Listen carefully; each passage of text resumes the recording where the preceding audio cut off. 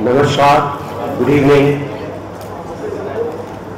आज की जो आपसे जो हम मिलाप कर रहे हैं वो है जो जनतंत्र यात्रा शुरू होने वाली है, ये उसके बारे में है।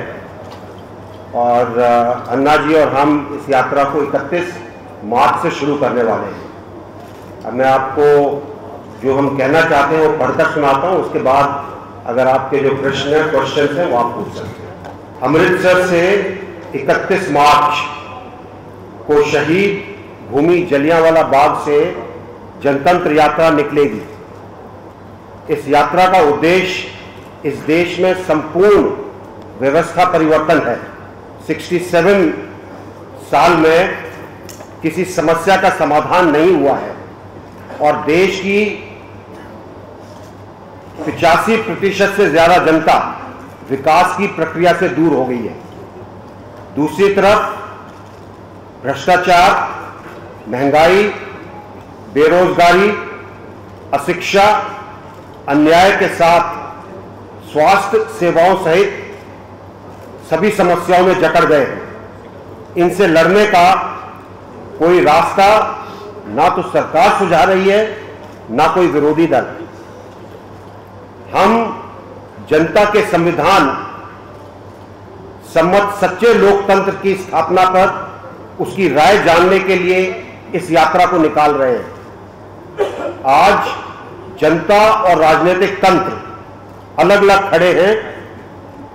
हम चाहते हैं कि जनता संपूर्ण राजनीतिक प्रक्रिया में न केवल सक्रिय हिस्सेदारी करे बल्कि इस पर नियंत्रण भी करें, जिसके लिए हमने देश के लोगों से मिली राय के अनुसार नीति संबंधी मसौदा और उस नीति संबंधी मसौदे को लागू करने के लिए 25 सूत्रीय कार्यक्रम देश के सामने रखा है।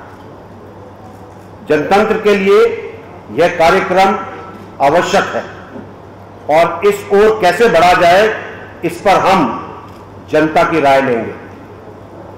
हमने देश के सभी राजनीतिक दलों को एक पत्र लिखा है जिसमें हमने उनसे कहा है कि वे देश की समस्याओं के हल के लिए अपने दल का रुख जनता के सामने साफ करें, क्योंकि आज तो भारतीय जनता पार्टी, कांग्रेस आदि सहित सभी दल एक ही तरह की नीतियों के समर्थक दिखाई दे रहे हैं और जो दल अपने को इनसे अलग मानते हैं वे भी अपनी आवाज जनता की आवाज से नहीं मिलाते। हमें इस बात का दुख है कि संसद सर्वसम्मति प्रस्ताव पास करके अपने उस प्रस्ताव से पीछे हट जाती है और सख्त लोकपाल की जगह कमजोर लोकपाल का बिल लाने की हामी भरती है। संसद में राजनीतिक पार्टियों के प्रतिनिधि हैं, लेकिन अफसोस है कि सभी चुप हैं। हमें इस बात का भी दुख है कि हमारे प्रधानमंत्री जी ने लिखित वायदे करके भी उन वायदों पर अमल नहीं करते हैं और इसलिए हमें चिंता हो रही है कि 120 करोड़ से ज्यादा लोगों का प्रतिनिधित्व करने वाली संसद और उनके प्रधानमंत्री कैसे जनता के खिलाफ खड़े दिखाई देने लगे हैं। हमें इस बात की भी चिंता है कि जनता की समस्याओं को लेकर विपक्षीय आंदोलन सिर्फ रस्म अदायगी के लिए बन गया है। हमें यह कहने में अफसोस होता है कि देश के नौजवान, किसान, मजदूर, महिलाएं, दलित और कमजोर तथा वंचित वर्ग के लोग एक तरफ खड़े हैं और सारी सियासी जमातें एक तरफ खड़ी हैं। हमने सारे राजनीतिक दलों से अनुरोध किया है कि वे देश के लोगों के सामने हमारे नीति संबंधी मसौदे और 25 सूत्री कार्यक्रम पर अपना रुख साफ करें और यह इसलिए आवश्यक है क्योंकि जनता को अब यह तय करना है कि आगे सिर्फ सरकारें बदलनी है या फिर संपूर्ण व्यवस्था का परिवर्तन करना। जो राजनीतिक दल जनता की समस्याएं हल करना अपना प्रमुख कर्तव्य नहीं मानते, वे उसका उत्तर नहीं देंगे। जनतंत्र यात्रा संपूर्ण व्यवस्था परिवर्तन के लिए जनता को जनतांत्रिक शक्ति के रूप में संगठित करने और जनता के प्रतिनिधियों का लेखा जोखा करने के लिए हो रही है। हम देश के नौजवानों, छात्रों, किसानों, मजदूरों, महिलाओं, दलितों, अल्पसंख्यकों और वंचित वर्ग के सभी लोगों से अपील करते हैं कि वे इस जनतंत्र यात्रा में शामिल हों और देश को एक नई आशा और एक नया रास्ता दिखाएं। धन्यवाद। अब आप सवाल पूछ सकते हैं। जनतंत्र मोर्चा जो है, मैं पहले एक बार बताया था कि ये जनतंत्र मोर्चा ये एक ऐसी व्यवस्था है किसी पक्ष और पार्टी के साथ नहीं जुड़ेगी, ना कोई चुनाव लड़ेगी, ना किसी सत्ता में जाएगी। ये एक ऐसी व्यवस्था होगी जनतंत्र मोर्चा कि सिर्फ लोगों को संविधान के मुताबिक, आज संविधान का पालन सही नहीं हो रहा है। जनतंत्र का जो अर्थ हर व्यक्ति के समझ में आना चाहिए वो नहीं हो रहा है। लोकशाही का अर्थ अगर लोगों ने लोगों के लिए लोक सहभाग से चलाई हुई शाही है तो आज कहाँ है वो लोकशाही? आज तो पुढ़ारी शाही और अधिकारी शाही है, लोकशाही कहाँ है? वो लोकशाही निर्माण करने के लिए लोगों को जगाना जरूरी है। और इसलिए हम लोग एक शहीद भूमि से अभी यात्रा शुरू करने जा रहे हैं। ये शुरू में 3 राज्यों में हमारे 18 दिन में 34 सभाएं होगी 3 राज्यों में। ये पहला फेस है हमारा।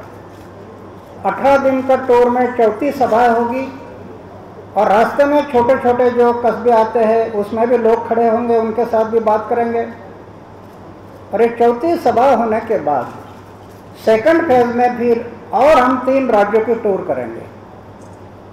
सिर्फ लोक शिक्षा, लोक जागृति और लोक संगठन, यही हमारा उद्देश्य रहेगा कि ज़्यादा से ज़्यादा समाज और देश के बारे में जो आस्था रखने वाले लोग हैं, जिनके प्रति देश प्रेम है, ऐसे लोगों ने अभी संगठित होने का समय आ गया है।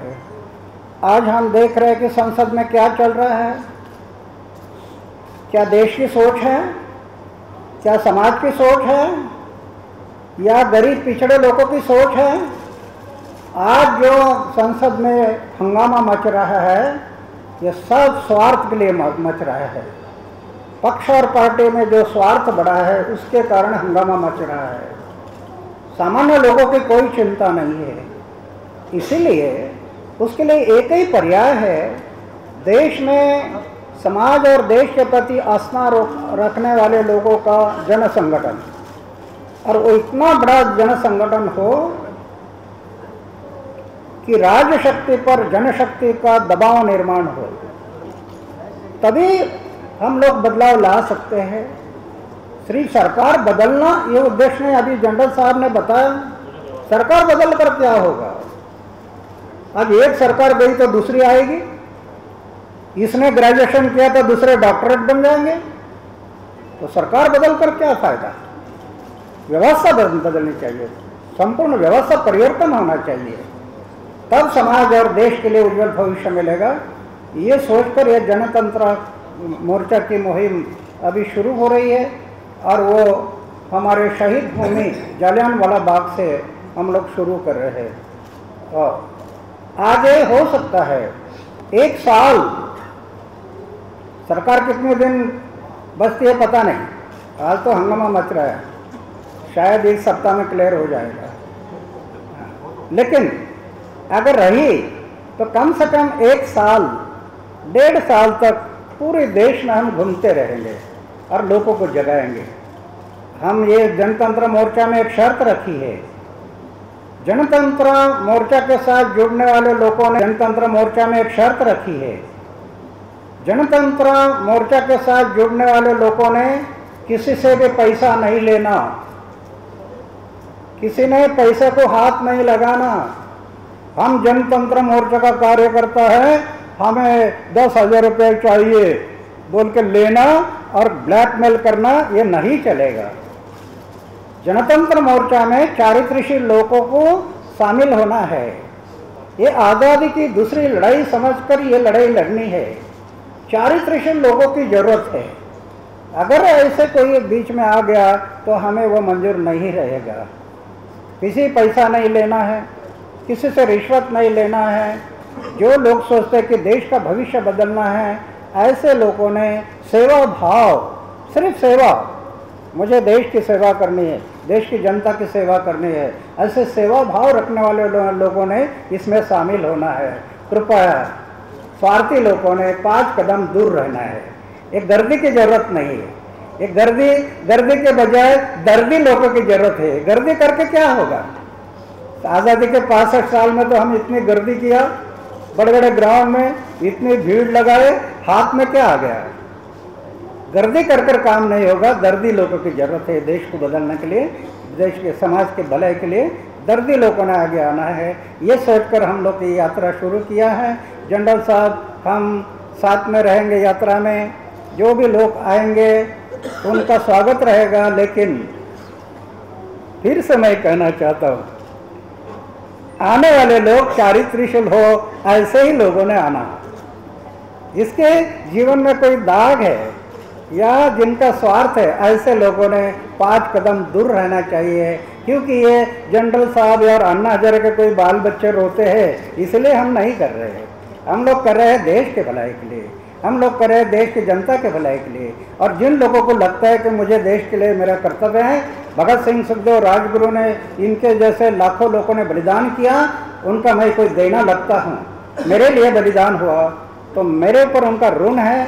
ये ऋण को एहसास करना मेरा कर्तव्य है, मेरा फर्ज है। ये सोचकर जो लोग आगे आएंगे वो हम सब जुड़कर आगे बढ़ेंगे। एक दिन जरूर इस देश को बदलेंगे हम। अभी समय गया नहीं है, थोड़ा समय लगेगा। ये सिर्फ इलेक्शन सामने रखकर ये नहीं करना। अभी तो इलेक्शन सामने रखकर हमारा जन लोकपाल तो आएगा, राइट टू रिजेक्ट, ग्राम सभा को पावर, करप्शन को मिटाने वाले सब मुद्दों को लेकर हम लोग कभी सरकार के सामने शर्त रखे कि इलेक्शन के पहले लाओ। अगर नहीं लाया तो जाना पड़ेगा। करप्शन और संपूर्ण परिवर्तन की लड़ाई फिर आगे लड़ते रहेंगे। धन्यवाद। ओके, पहला जो फेज है वो जलियांवाला बाग से शुरू होगा 31 मार्च को। 31 मार्च को जलियांवाला बाग से निकलकर हम शाम तक जालंधर पहुंचेंगे।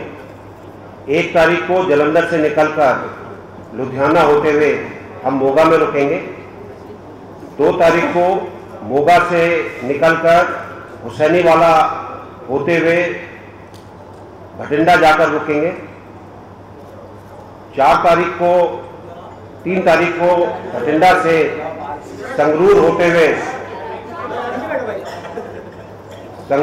हुए पटियाला में रुकेंगे और उसके बाद हरियाणा एंटर करेंगे। 4 तारीख को अंबाला से होते हुए यमुनानगर, जगाधरी होते हुए कुरुक्षेत्र में रुकेंगे। 5 तारीख को कुरुक्षेत्र से निकलकर पानीपत होते हुए जींद में रुकेंगे। 6 तारीख को जींद से निकलकर फतेहाबाद में जाकर रुकेंगे। 7 तारीख को फतेहाबाद से आदमपुर होते हुए भिवानी में रुकेंगे। 8 तारीख को चरखी दादरी, महेंद्रगढ़, नारनौल होते हुए रेवाड़ी में रुकेंगे। 9 तारीख को रेवाड़ी से निकलकर धारूहेड़ा, भिवाड़ी, नूह, सोना होते हुए गुड़गांव रुकेंगे। 10 तारीख को गुड़गांव से फरुखनगर, झज्जर, रोहतक, गोहाना होते हुए सोनीपत में रुकेंगे। और 11 तारीख को पश्चिमी उत्तर प्रदेश में निकलेंगे, बागपत से होते हुए नोएडा और दादरी की तरफ। और उसमें रूट होगा अगले कुछ दिनों का दादरी, खुर्जा, बुलंदशहर, अलीगढ़, गढ़, मेरठ, मुजफ्फरनगर, देवबंद, सहारनपुर। और उसके बाद 16 तारीख को देहरादून, शाम को ऋषिकेश में रुकेंगे और 17 तारीख को हरिद्वार के अंदर इस फेज की समाप्ति होगी। ये पहला चरण है। दूसरा चरण बाकी के उत्तर प्रदेश के लिए है, जो 12 या 13 दिन का गैप इसमें हम बीच में दे रहे हैं ताकि इसमें कंसोलिडेशन किया जा सके। उसके बाद फिर हम राजस्थान की तरफ जाएंगे, उसके बाद मध्य प्रदेश, छत्तीसगढ़ और झारखंड की तरफ जाएंगे। इस प्रकार से गैप देते हुए हमारी एक जो खाका हमने तैयार किया है वो पूरे देश को कवर करने का। एक सवाल जो बात सुनने के लिए बड़ा अच्छा लगता है, आप यात्रा पे जा रहे हैं, आप कह रहे हैं कि व्यवस्था परिवर्तन की लड़ाई है, 1.5 साल या हो सकता है उसके पहले चुनाव हो जाएंगे। आपसे सवाल पूछा जाएगा कि आखिर वोट किसको दे व्यवस्था परिवर्तन अगर करना है, क्योंकि सरकार ही चलाएगी, संसद में बैठे लोग ही देश चलाएंगे, सरकार चलाएंगे, कैसे व्यवस्था बदलेगी, वोट किसको दिया जाएगा, सवाल पूछा जाएगा। अगर आप व्यवस्था परिवर्तन चाहते हैं और आप जनता के साथ खड़े होंगे तो अपने आप वोट उन लोगों को देंगे जो व्यवस्था परिवर्तन करेंगे। ये क्या है, थोड़ी बात ठीक समझ में नहीं आई, ऐसे लगता है। व्यवस्था परिवर्तन इलेक्शन के लिए नहीं है, व्यवस्था परिवर्तन ये बहुत लंबी लड़ाई है। ये सिर्फ ये कांग्रेस वाली सरकार है इसलिए ये बात नहीं है। सरकार कोई भी हो, करप्शन के साथ साथ किसानों के प्रश्न हैं, मजदूरों के प्रश्न हैं, शिक्षा क्षेत्र का अनुगति कारोबार है।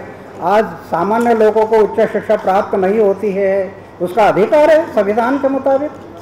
व्यवस्था परिवर्तन में ये बहुत लंबी बातें आती है, ये 2 साल में 1.5 साल में नहीं होगी, बड़े लंबे आगे लड़े। आपका करप्शन है वो आपके इलेक्शन के पहले वो होगा, लेकिन परिवर्तन की जो बात है आगे चलते रहेगी। अन्ना, आपने कहा कि सभी राजनीतिक दलों को आप लोगों ने पत्र आम आदमी पार्टी को जो आपने पत्र लिखा है, तो आम आदमी पार्टी की तरफ से क्या जवाब आया है? किस चीज़ का? आपने कहा है कि आप लोगों ने सभी राजनीतिक दलों को पत्र लिखे हैं। हाँ, तो आम आदमी पार्टी को भी पत्र लिखा होगा। अभी किसी के पत्र का जवाब नहीं आया, जवाब आएगा तो बता देंगे आपको। अभी तो गया है आज पत्र। सर 23 तारीख से अरविंद केजरीवाल पेंशन में बैठ रहे हैं, तो आपको क्या लगता है व्यवस्था परिवर्तन कर सकती है आम आदमी पार्टी व्यवस्था परिवर्तन कर सकती है? देखिए, व्यवस्था परिवर्तन तो सब लोग करेंगे, उसमें आप भी शामिल हैं। नहीं, आपने कहा ना कि एक पार्टी और एक ऐसे लोग ग्रुप ऑफ पीपल जो है उनको व्यवस्था परिवर्तन करना है। आप नहीं समझे, हमने कहा जनता व्यवस्था परिवर्तन करेगी। आप भी जनता में शामिल है, मैं भी जनता में शामिल हूँ। अन्ना, अरविंद आपसे मिले थे, उन्होंने आपको न्योता दिया है। एक में पीछे से एक सवाल है। केजरीवाल के साथ 23 तारीख को आंदोलन में आप जा रहे हैं? हम लोग अभी डिक्लेयर किया ना, कोई पक्ष और पार्टी के साथ हमारा कोई ताल्लुकात नहीं है। अन्ना जी, और 23 तारीख को हम वहाँ नहीं जाएंगे। 3 दिन पहले केजरीवाल मिलने गए थे आपके पास, क्या बात हुई? वो तो इसलिए आए थे कि मैं 23 तारीख को अनशन करने जा रहा है, आपका आशीर्वाद लेने आया है, बस इतना ही था। केजरीवाल का अनशन खत्म हो रहा है और 31 से आपकी यात्रा है, ये जो डेट का है एक के बाद एक बन रहा है क्या? 30 को उनका खत्म हो रहा है, 31 से आपकी शुरू है। अब ये मतलब तो सिर्फ पत्रकार लोग निकालते हैं, हमने ऐसा कोई मतलब नहीं निकाला। लेकिन ये सब पत्रकार है क्या? अन्ना जी ने कहा कि 23 तारीख को वो अरविंद वाले फास्ट में नहीं जाएंगे। इसका अर्थ ये है कि 23 को नहीं जाएंगे, आगे चले जाएंगे। देखिए, अन्ना जी ने उनको आशीर्वाद दिया, अन्ना जी आगे क्या करते हैं अन्ना जी के ऊपर छोड़ दीजिए। आज ही अगर अन्ना जी आपको सब कुछ बता देंगे तो अगली बार आप कैसे आओगे? इसके बाद आप जाएंगे, बताइए। क्या बीच में मैं बताया ना 23 को मैं जाऊंगा नहीं, मेरे प्रोग्राम पहले से सेट हो गए हैं। उसके बाद देखेंगे, अगर समय मिल गया तो देखेंगे, आज मैं तय नहीं किया। एक बात है, आज जो करप्शन के मुद्दे पर जो अलग अलग लोग लड़ रहे हैं, देश की सोच है तो सबने, अगर आप एक दूसरे के स्टेज पर नहीं जा सकते लेकिन देश के बारे में सोचना है तो एक दूसरे से बात करना कोई दोष है? देश को बदलना में इतना है कि हम लोग किसी पक्ष पार्टी के साथ नहीं जाएंगे। जनरल साहब, पटना की जो रैली हुई थी उसमें जितनी अपेक्षा थी उतनी सफलता नहीं मिली, तो अभी जो मोर्चा और ये यात्रा निकाली जा रही है उसमें कैसी हुई? नहीं, आपकी क्या अपेक्षा थी पटना की रैली से?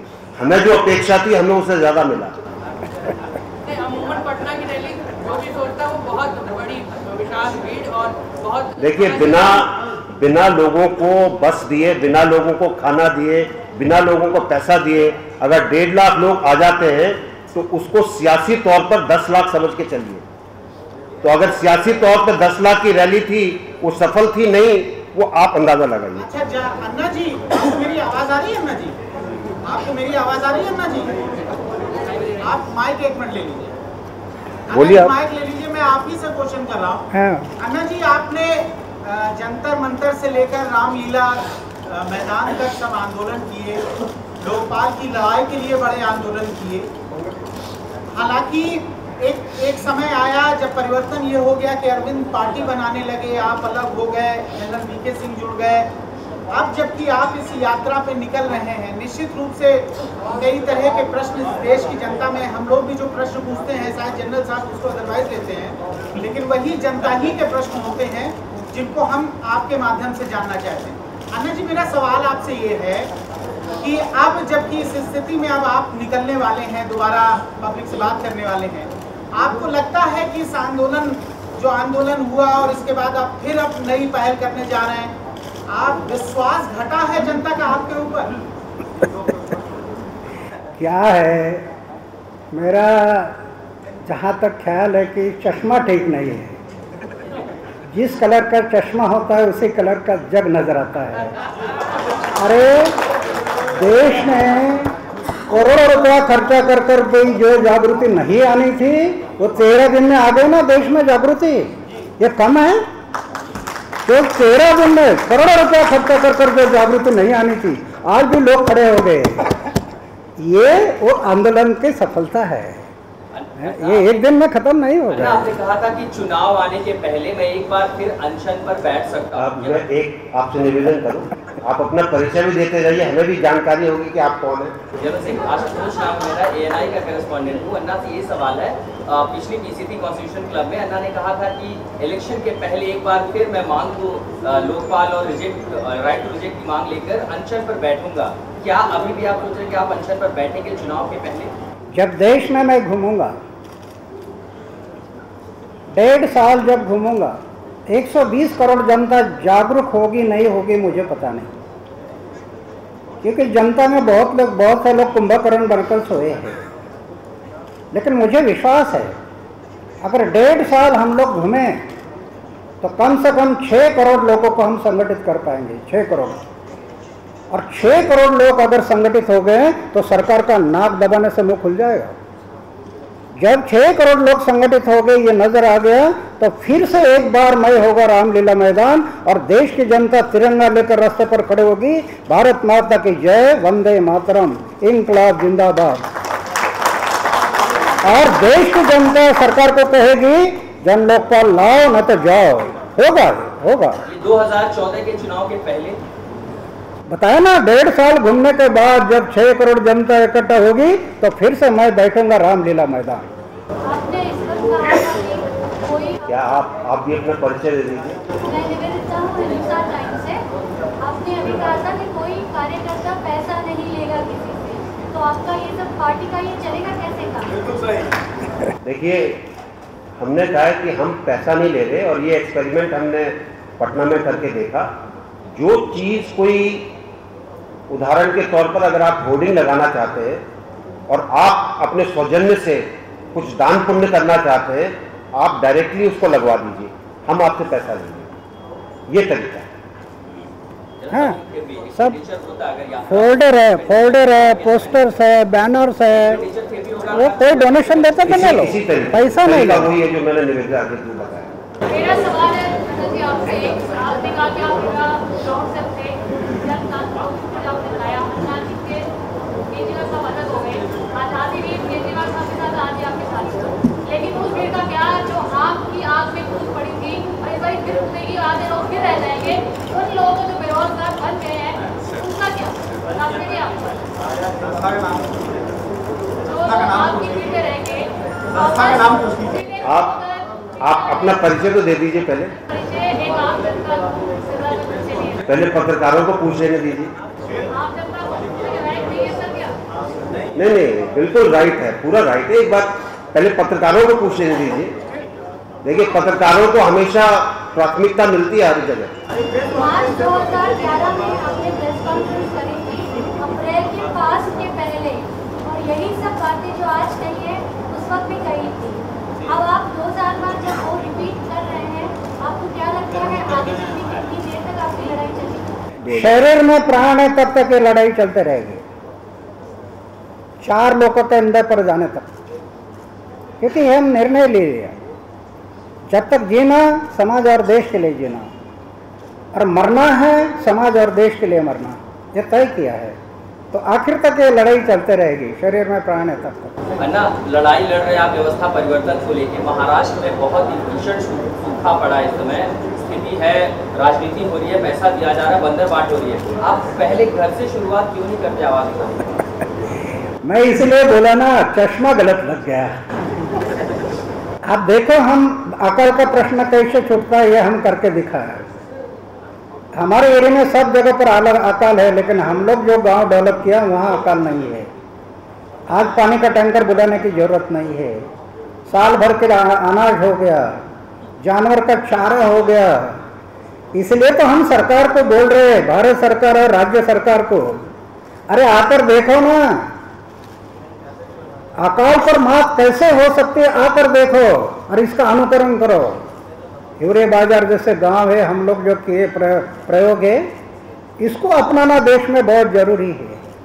तो आपने जो सवाल किया कि अपने से, हम अपने से शुरुआत किया है, इसलिए जनता को बता रहे हैं। अन्ना, मेरा सवाल है कि अभी आपने अपना परिचय दे दीजिए। शैलेश तिवारी, न्यूज़ पॉइंट से। अभी आप लोगों ने कहा कि पार्लियामेंट में भी काफ़ी कुछ प्रपोजल चल रही है, पार्लियामेंट में भी काफ़ी कुछ प्रपोजल चल रही है। इस बीच में आप लोग अपनी यात्रा बेगाम में, अगर किसी कारणवश सरकार गिर जाती है या किसी संभावना आती है, क्या आप लोग अपनी यात्रा को रोक देंगे?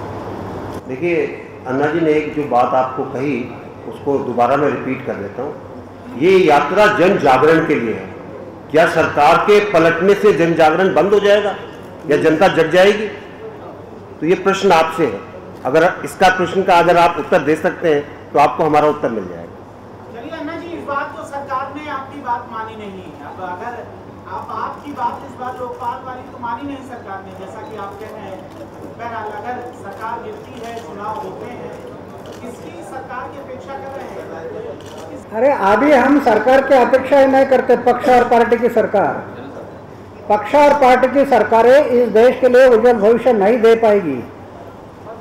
क्यों नहीं दे पाएगी? आज गांव गांव में एक तरफ हम बोलते हैं, गांधी जी कहते थे, जब तक गांव नहीं बदलेगा तब तक देश नहीं बदलेगा। और हर गांव में पक्ष और पार्टी ने अपने अपने ग्रुप बनाए, आपस में लड़ाई लगाई और पूरे गांव का विकास रुक गया देश में। एक युवा शक्ति एक राष्ट्र शक्ति है, और कॉलेज के युवकों में हर पक्ष और पार्टी ने ग्रुप बनाकर उनमें लड़ाई लगा दी है। और एक तरफ बोलते युवा शक्ति राष्ट्र शक्ति है, और इन युवकों में लड़ाई लगा रहे हैं। घरानेशाही निर्माण हुई है, पक्ष और पार्टी से निर्माण हुई है। सभी पक्ष पार्टी ने, मैं पीछे जो बताया था कि 20,000 रुपये तक हिसाब नहीं देना, हमें जो डोनेशन देने वाले लोग हैं, और आज करोड़ों रुपया, लाखों रुपया डोनेशन लेते हैं, 20-20 हज़ार के टुकड़े बनाते हैं, उसको बोगस नाम चढ़ाते हैं, नारिया, गोम्या, चीम्या, दाम्या, राम्या, और ब्लैक मनी यहाँ वाइट होता है। कौन करते हैं? पक्ष और पार्टियाँ। क्या इनसे भविष्य रखना देश का?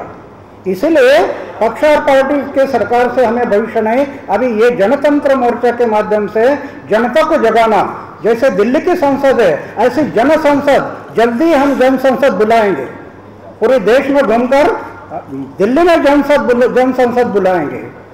जन संसद ये दिल्ली की संसद से बड़ी है। ये दिल्ली की संसद बनाया, ये जन संसद ने बनाया है। जन संसद का स्थान बहुत ऊंचा है, तो हम उसको सोचते हैं, वो जन संसद। और वो समय आ जाएगा, अभी 1 साल 1.5 साल में वो समय आ जाएगा कि पूरी देश की जनता, ये वोट करने वाला आदमी जन संसद का सदस्य है, उसको इलेक्शन नहीं है। संविधान ने कहा 18 साल की उम्र हो गई, वोटिंग करने का अधिकार आ गया, जन संसद का मेंबर बन गया। एक बार मेंबर बन गया, मरने तक मेंबर है। जनसंसद के लिए इलेक्शन नहीं, ये जनसंसद में एमएलए एमपी को भेजा, इसीलिए बने हैं विधानसभा और लोकसभा।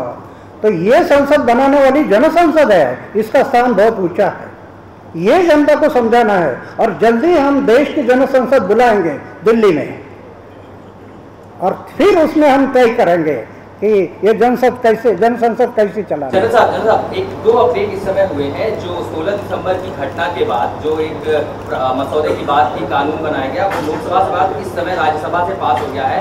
लगभग जो कानून था वो तय हो गया है। उस पर आपकी टिप्पणी चाहिए कि जो कानून की बात हो रही थी महिलाओं की सुरक्षा के लिए, उस पर। मैंने अभी तक तो कानून पढ़ा नहीं है, पढ़ के आपको उसकी जरूर आएगी। एक सवाल है, आपने कहा कि आप देश भर घूमेंगे, देश भर में, और जनता की राय जानने की कोशिश करेंगे। जनता ने आपको अगर राय ऐसी मिली कि अन्ना जी आप आम आदमी पार्टी का समर्थन कर दीजिए, तो आप क्या करेंगे? ये जनता, अगर कोई जनता ऐसे कहे, 100% जनता ऐसी कहेगी नहीं।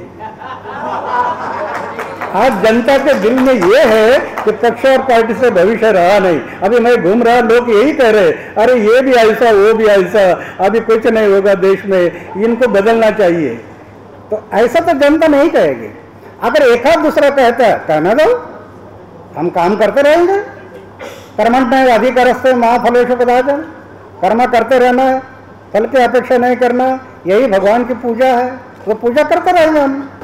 जैसा अभी क्लास में आप सेनाध्यक्ष रहे हैं, यूनाइटेड नेशन में श्रीलंका के खिलाफ जो रेजोल्यूशन था वो पास हो गया है। भारत ने कहा कि एक इंटरनेशनल इंडिपेंडेंट इंक्वायरी श्रीलंका को करना चाहिए।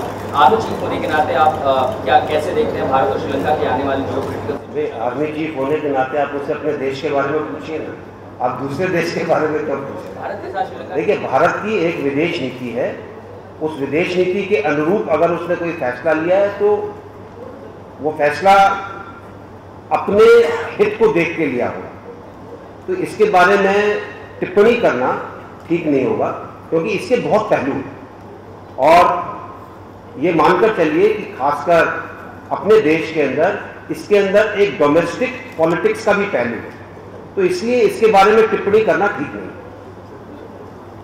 एक चीज और मैं आप सब पत्रकार भाइयों को बताना चाहता हूं कि जनतंत्र मोर्चे का कोई आधिकारिक प्रवक्ता नहीं है। There is no official spokesman और स्पोक्सपर्सन फॉर जनतंत्र मोर्चा। अगर आप कोई ऑफिशियल चीज, आधिकारिक चीज जनतंत्र मोर्चे की जानना चाहते हैं तो जनतंत्र मोर्चे की एक साइट है जनतंत्र मोर्चा.org, उसको देखिए, उस पर जो लिखा है वो सही है। बाकी जो आपको कोई कहानी बोले, कथा सुनाए, वो गलत है। और इसमें कोर कमेटी भी नहीं होगी, कोई कोर कमेटी नहीं, कोई अध्यक्ष नहीं, कोई उपाध्यक्ष नहीं, सेवा करने वाले लोगों ने संगठित होना।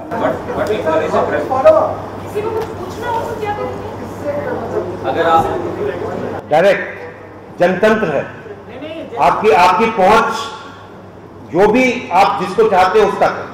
जैसे जनरल साहब, मैंने कल रात प्रेस कॉन्फ्रेंस के लिए 10 फोन किए, किसी ने जवाब नहीं दिया। आपने सही आदमी को नहीं किए होंगे। नहीं, आप हमको कर दीजिए फोन। मैंने आपको कर दिया, मेरे पास तो नहीं आया था।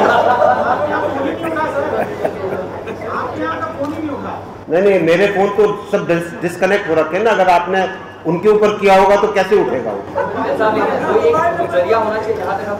नहीं, बिल्कुल आपको जल्दी एक ऐसा नंबर हम दे देंगे जिसके ऊपर आप अगर SMS करेंगे तो कोई ना कोई आपको कांटेक्ट। फिलहाल राजेश हैं, उन्होंने सबका नंबर ले लिया कम्युनिकेशन, अब हम उनके जरिए कम्युनिकेट करेंगे जल्दी। आप राजेश झा जी हैं आपके? हमने नंबर उनको अवेलेबल करा दिया अपने, इनकेस आपको एक नंबर हम देंगे, आप उस नंबर के माध्यम से संपर्क करें।